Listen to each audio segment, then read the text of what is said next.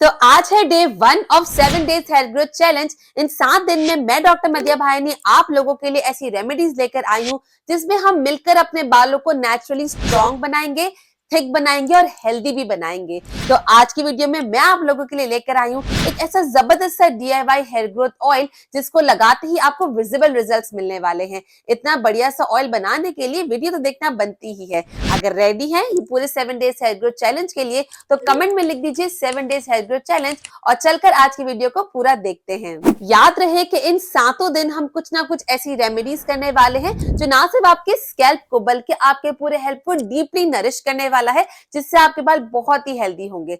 हर दिन आपके लिए डिफरेंट रेमेडीज आएंगी और हर रेमेडी आपको फॉलो करना जरूरी है ताकि आपको भी वही इफेक्ट मिले और हमारी पूरी फैमिली, पूरी यूट्यूब कम्युनिटी मिलकर इन सारी रेमेडीज को फॉलो करेंगी और हर रेमेडी का फीडबैक जरूर देंगी। लेकिन आज की वीडियो से हम स्टार्ट करेंगे एक हेयर ऑयल का और ये हेयर ऑयल आपको जरूर बना के लगाना है। तो without wasting any time let's straight dive into the remedy. तो पहले चल के देख लेते हैं इस मैजिकल हेयर ऑयल के मैजिकल इंग्रेडिएंट्स कौन कौन से हैं। जो सबसे पहला इंग्रेडिएंट मैं यहाँ पे लेने वाली हूँ ना, वो है हमारा कोकोनट ऑयल। आप चाहे तो यहाँ पे दूसरा कोई भी ऑयल ले सकते हैं। इस कोकोनट ऑयल को मैंने as a hair oil base इस्तेमाल किया है और यहाँ पे कोकोनट ऑयल लेने की वजह यह है कि कोकोनट ऑयल स्कैल्प को और हेयर को डीपली नरिश करता है, मॉइस्चराइज करता है, बालों को नरम और सॉफ्ट और मुलायम भी बनाता है। लेकिन अगर आप कोकोनट ऑयल से कंफर्टेबल नहीं है तो आप इसी जगह पे कोई भी दूसरा ऑयल जरूर ले सकते हैं। जो नेक्स्ट इंग्रेडिएंट मैं यहाँ पे बताने वाली हूँ वो भी एक ऑयली है, वो थोड़ा सा थिक ऑयल है और सबने उसका नाम जरूर सुन रखा है। यह है हमारा castor oil. Castor oil thick जरूर होता है लेकिन आपके बालों में जाकर बहुत हद तक नरिशमेंट देता है, बालों के फॉलिकल्स को ब्रेकेज से प्रिवेंट करता है, उनको टूटने नहीं देता और बहुत हद तक बालों की ग्रोथ में भी बहुत इजाफा करता है। किस तरीके से इसको ऐड करना है उसको मैं आगे आपको बताऊंगी। जो नेक्स्ट इंग्रेडिएंट मैं यहाँ पे लेने वाली हूँ वो हमारा होने वाला है फेनुग्रीक सीड्स। जिन लोगों को अपने बालों को पतला होने की शिकायत है, यानी उनके बाल पहले अच्छे थे अब थिन हो गए हैं, उनको अपने बालों को थिन से थिक करना है, चोटी पतली है उसको मोटा करना है, बालों में डैंड्रफ है उसको हटाना है, बालों की ग्रोथ नहीं हो रही वो ग्रोथ वापस लानी है, ये सब लोग से मेथी दाने के इस्तेमाल से ही बहुत हद तक फायदा इस्तेमाल कर सकते हैं। मेथी दाने को किस तरीके से इस्तेमाल करेंगे ये इंपॉर्टेंट होता है। जो अगला इंग्रेडिएंट मैं लेने वाली हूँ वो है हमारा द मोस्ट फेमस आंवला। आंवला पूरा है तो वो ले लेंगे, आंवला पूरा नहीं है तो मेरी तरह आप आंवले का पाउडर भी ले सकते हैं। आंवले के पाउडर में भी वही पोटेंसी होती है जो हमारे फ्रेश आंवला में होती है। ये आंवले का पाउडर या आंवला आपके बालों को ना सिर्फ हेल्प करता है कि वो रीग्रो करें, साथ ही साथ आपके बालों को काला करने में भी बहुत हद तक मदद करता है। अगर आपके बाल बिल्कुल ड्राई डैमेज हो गए हैं, अगर आपको बाल पैचेस हो गए हैं, आंवले का इस्तेमाल बस शुरू कर दीजिए अपनी रेमेडीज में और क्या बढ़िया इफेक्ट होंगे ना वो आप खुद देखने वाले हैं, उसको मुझे बताने की जरूरत ही नहीं पड़ने वाली। नेक्स्ट इंग्रेडिएंट हमें चाहिए होगा रोजमेरी एसेंशियल ऑयल। ये एक ऐसा इंग्रेडिएंट है जो बालों में जाकर स्कैल्प पे फॉलिकल्स को स्टिमुलेट करता है जिससे आपके बालों की ग्रोथ होती है। जो बाल थे अब झड़ गए हैं वहां पे जाके भी ये हेयर फॉलिकल्स को स्टिमुलेट कर ब्लड की सर्कुलेशन को बढ़ाकर बालों की रीग्रोथ करता है, बालों को मोटा और डेंसर लुकिंग बनाता है, बाल पैचेस को भी कवर कर लेता है और ये मेडिकली प्रूवन है, यानी इसमें मेडिकल रिसर्चेस हो चुकी हैं कि ये कितना पोटेंट इंग्रेडिएंट है। तो इसके लिए इसको भी हम इसमें जरूर ऐड करेंगे। And last but not the least हम इसमें ऐड करने वाले हैं अपना अनियन जूस। अनियन जूस में हम सब जानते हैं कि सल्फर की बहुत ज्यादा मिकदार पाई जाती है और सल्फर आपके बालों के प्रोटीन को बढ़ाने में मदद करता है, बालों की रीग्रोथ में मदद करता है। तो अनियन तो इस्तेमाल करना जरूर बनता है। अनियन से वही लोग इस्तेमाल करेंगे जिनको अनियन सूट करता है, जिनको अपने बालों में अनियन से कोई भी एलर्जी नहीं है और आप पहले अपनी किसी न किसी रेमेडी में इस्तेमाल कर चुके हैं। अगर आज तक कभी भी अनियन इस्तेमाल नहीं किया और चाहते हैं कि अनियन इस्तेमाल कर एक दफा जरूर देख लिया जाए तो थोड़ा सा पैच टेस्ट जरूर करके देख लीजिएगा। वैसे तो अनियन सबको सूट करता ही है, बहुत ही कम लोग होते हैं जिनको अनियन सूट नहीं करता। इसके लिए बी सेफ, अगर आपको अनियन अच्छा लगता है, सूट करता है तो ही इस्तेमाल कीजिएगा, वरना ये वाला ऑयल आप अनियन को स्किप करके भी बना सकते हैं। इस हेयर ऑयल के इंग्रेडिएंट सुनकर जितना ये हेयर ऑयल आपको इजी लग रहा है ना, इसको बनाना थोड़ा सा ट्रिकी है। इसके लिए इसकी जो पूरा प्रोसेस है वो देखना बहुत जरूरी है। तो प्रोसेस को स्टार्ट करने के लिए आपको सबसे पहले ले लेना है एक बेस ऑयल। बेस ऑयल मैंने यहाँ पर कोकोनट ऑयल लिया था। एज आई मेंशन कि वो आपके बालों को अच्छे से मॉइस्चराइज करता है, लेकिन अगर आपके बाल लो पोरोसिटी वाले हैं या आप किसी भी वजह से कोकोनट ऑयल से सेटिस्फाइड नहीं है, तो आप उसी जगह पर दूसरा ऑयल भी ले सकते हैं। कौन कौन से ऑयल आप ले सकते हैं? आप ले सकते हैं यहाँ पे almond oil, olive oil, jojoba oil या कोई भी ऐसा ऑयल जो कि आपको सूट करता हो। आप मस्टर्ड ऑयल भी इस्तेमाल कर सकते हैं, तिल का तेल भी इस्तेमाल कर सकते हैं। आपको ले लेना है तकरीबन 1 कप के करीब ये बेस ऑयल। और अब हम इसमें डालेंगे अपना नेक्स्ट इंग्रेडिएंट। ये नेक्स्ट इंग्रेडिएंट हमारा जो जाने वाला है वो जाने वाला है इसमें तकरीबन 1 चम्मच के करीब फेनुग्रीक सीड्स यानी मेथी दाने। इन मेथी दानों को आपको बिल्कुल हल्की आंच में ही ऑयल में पकाना है, ताकि ये हल्की हल्की आंच में फ्राई होते हुए आपके ऑयल में सारी पोटेंसी डाल दे। ये चीज आपके हेयर ऑयल को और स्ट्रॉन्ग बना देगा और इतना ताकतवर बना देगा कि आपके स्कैल्प पे जाकर बहुत ही बढ़िया इफेक्ट देने वाला है और आपके ऑयल को डबल अमेजिंग बना देने वाला है। अब मेथी के बाद इसमें डालेंगे 1 चम्मच आंवला पाउडर का। अगर आप साबित आंवला ले रहे हैं तो उसको वॉश कर लीजिएगा, वॉश करके थोड़ा सा सुखा लीजिएगा। गीला आंवला इसमें आपको नहीं डालना। अगर आप साबित आंवला लेते हैं तो 3 से 4 आंवला को लेकर उसको कट कर फिर आप उसके पीसेस इसमें डाल देंगे। और अगर आंवला का पाउडर ले रहे हैं तो 1 चम्मच आपके लिए इनफ हो जाएगा इस मिकदार के ऑयल के लिए। अब इसको भी आप डालेंगे। चूल्हा अभी भी हल्की आंच पे ही है, इसको अच्छे से मिक्स कर लेंगे। जो आंवला होता है वो ना सिर्फ आपके प्रीमेच्योर ग्रेइंग को स्लो करता है, आपके बालों को व्हाइट होने से बहुत हद तक स्लो डाउन करता है, साथ ही साथ आपके बालों में एक शाइन देता है और आपके स्कैल्प पे जाकर सर्कुलेशन को बढ़ाकर आपके बालों की ग्रोथ में भी डबल इजाफा करता है। अब ये इंग्रेडिएंट हो गए। अब इसमें डालूंगी अपना नेक्स्ट इंग्रेडिएंट। जब तक ये चूल्हा स्लो आंच पर इस ऑयल को पका रहा है ना, बिल्कुल स्लो आंच पे ही रखना है। तब तक हम क्या करेंगे, दूसरी तरफ हमें निकाल लेना है अनियन का जूस। अब यहाँ पे सवाल आएगा कि क्या हम अनियन को डायरेक्ट कट करके नहीं डाल सकते? डाल सकते हैं, इसमें कोई भी प्रॉब्लम नहीं है।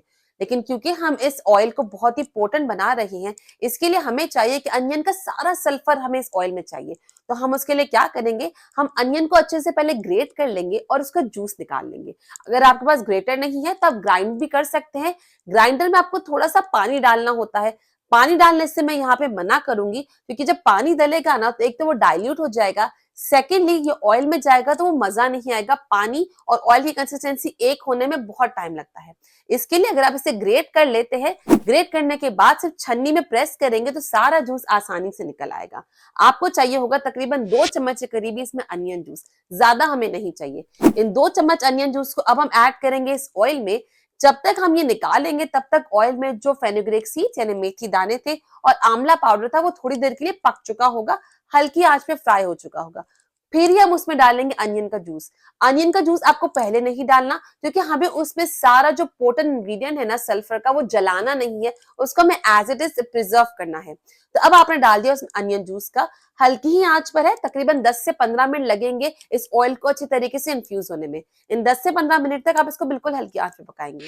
जिन लोगों को ये शुबा रहता है, डाउट रहता है कि क्या डायरेक्ट ऑयल पकाने से हमारे बाल व्हाइट हो जाते हैं, तो मैं पहले भी अपनी काफी सारी वीडियोस में बता चुकी हूँ कि जिन लोगों के बालों को व्हाइट होना होता है वो हो ही जाते हैं। उसका डायरेक्ट ऑयल पकाने से कोई ताल्लुक नहीं है। उसकी बहुत सारी वजह होती है, जैसे कि स्ट्रेस, डाइट, आपका जेनेटिक सबसे बड़ी वजह है, केमिकल्स यूज करना। कभी आपने अपने बालों में स्ट्रेकिंग कराई हो, स्ट्रेटनिंग कराई हो, रीबॉन्डिंग कराई हो, किसी किस्म का कोई कलर कराया हो, बहुत सारे दूसरे रीजंस होते हैं। लेकिन फिर भी अगर आपको डाउट है कि आपको डायरेक्ट ऑयल पकाने से आपके बाल व्हाइट हो जाते हैं, तो आई रिस्पेक्ट योर डाउट। आपको क्या करना होगा, ये सारी चीजों को एक पॉट में ले लेना है, ऐसी छोटी कटोरी जो कि हीट रेजिस्टेंस हो, उस पॉट में डालकर आप पकाएंगे और उस कटोरी को आप एक बड़ी सी पतीली में रखेंगे और इस पतीली में होगा पानी। तो उस पानी के उबाल आने से ही ये तेल पकेगा।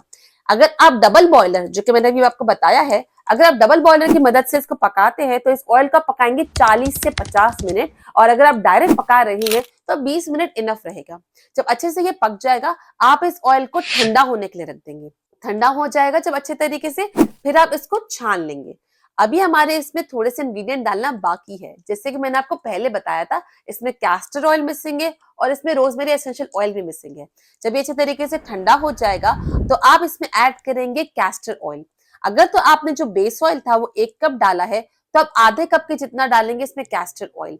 कैस्टर ऑयल थोड़ा सा थिक जरूर होता है, लेकिन ये आपके बालों के लिए और स्कैल्प के लिए इतना जबरदस्त होता है ना कि इस ऑयल से आपको डरने की बिल्कुल भी जरूरत नहीं है। इसको बिना डरे बिना झिझक लगा सकते हैं, इसमें कोई भी नुकसान नहीं है।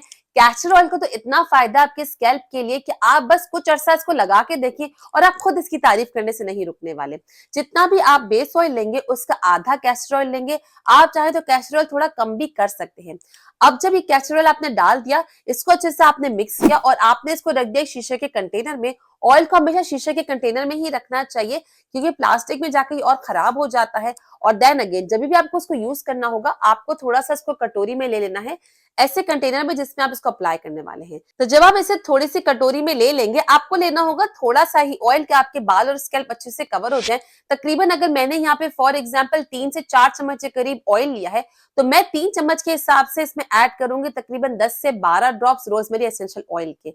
आप चाहें तो रोजमेरी एसेंशियल ऑयल पूरे ऑयल में भी ऐड कर सकते हैं, लेकिन उसमें आपकी ज्यादा क्वांटिटी जाएगी। और फिर अगेन अगर आपको इसको इस्तेमाल करना ही है तो आप थोड़ा सा इसको निकालेंगे, रोजमेरी एसेंशियल ऑयल के कुछ ड्रॉप्स इसमें ऐड करेंगे, हल्का सा इसको गर्म कर लेंगे। आप चाहे तो इसको गर्म डबल बॉयलर से भी कर सकते हैं या माइक्रोवेव में भी कर सकते हैं। बिल्कुल हल्का सा गर्म करेंगे और फिर अपने बालों में लगाएंगे। जिन लोगों के लो पोरोसिटी वाले बाल है या मीडियम पोरोसिटी वाले बाल है, वो तो इसे गर्म करके ही लगाएंगे। लेकिन जिन लोगों के हाई पोरोसिटी वाले बाल है ना, तो आप चाहे तो इसे एज इट इज भी लगा सकते हैं जो कि रूम टेम्परेचर पे हो, या आप इसे गर्म करके भी लगा सकते हैं, इसका कोई नुकसान नहीं है। तो इस तरीके से आपको उसको लगाना है। लगाने का तरीका बहुत आसान है। आपको उसको स्कैल्प पे लगाना है, हेयर लेंथ पे लगाना है, हल्के हाथों से सर्कुलर मोशन में आपको उसको मसाज करनी है। मसाज करने से आपके ब्लड सर्कुलेशन बढ़ती है और आपके हेयर फॉलिकल्स बूस्ट अप होते हैं। बालों को सिग्नल मिलता है कि उनको एक्टिवेट होना है और आपकी जो हेयर ग्रोथ साइकिल है वो स्टार्ट हो जाती है। जो बाल आपके झड़ने वाले हैं वो झड़ जाएंगे, लेकिन जो नए बाल आएंगे वो बहुत स्ट्रॉन्ग आने वाले हैं। अब इस हेयर ऑयल को आपको ओवरनाइट के लिए लगा के रखना है। अब आज हमने ये हेयर ऑयल बनाया, आज ये वीडियो आपने देख ली, हो सकता है कि आप आज इस हेयर ऑयल को बना लेंगे। आज हेयर ऑयल को बनाएंगे, ठंडा होने पे जिस तरीके से मैंने बताया है वैसे ही लगाएंगे और इसे कल तक रहने देंगे। कल की वीडियो में मैं आप लोगों के लिए लेके आने वाली हूँ एक ऐसा जबरदस्त सा हेयर मास्क जो आप इस ऑयली बालों पे ही लगाने वाले हैं। हेयर मास्क लगाने के बाद हम अपने बालों को वॉश करेंगे। तो आज ऑयल बनाकर आप लगा लीजिएगा और लगाने के बाद कल तक रहने दीजिएगा। कल की वीडियो में हम बात करेंगे हेयर मास्क किस तरीके से इसको बनाना है। तो कल की रेमेडी नंबर 2 भी आज की रेमेडी से लिंक होने वाली है, तो डे 2 में आना मत भूलिएगा, सेम प्लेस सेम टाइम। और आप 7 days hair growth challenge comment में लिखना मत भूलिएगा। चैनल पे न्यू तो सब्सक्राइब जरूर कर लीजिएगा और अगर पुराने हैं तो लाइक कर लो भाई, लाइक तो जरूर बनता ही है। सिर्फ hair oil, hair toner, hair mask लगाने से बाल नहीं बढ़ेंगे, आपको अपने अंदर भी काम करना पड़ेगा। खाने पीने में एहतियात कीजिए। क्या एहतियात करनी है वो इस वीडियो में जाके देख सकते हैं, कितना प्रोटीन लेना है, क्या डाइट लेनी है। मैं आपसे मिलती हूँ इस वीडियो में। Till then bye bye.